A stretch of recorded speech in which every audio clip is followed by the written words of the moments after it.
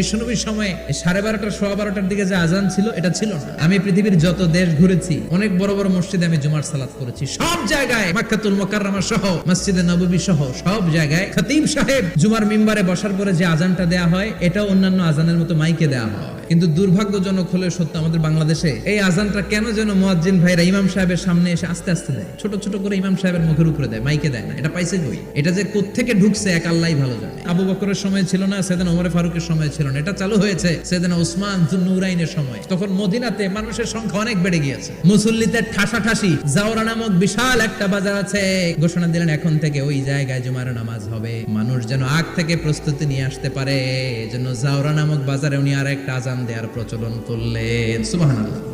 সেখান থেকে আজ অবধি আমরা এই অতিরিক্ত আজানটা দিয়ে থাকি। এটা নবীর সুন্নাত না, এটা সাহাবীর সুন্নাত। বিশ্ব নবীর সুন্নাহ মেনে নেওয়া যেমনি আবশ্যক, 4 খলিফার থেকে পাওয়া সুন্নাতগুলো মেনে নেওয়া আবশ্যক।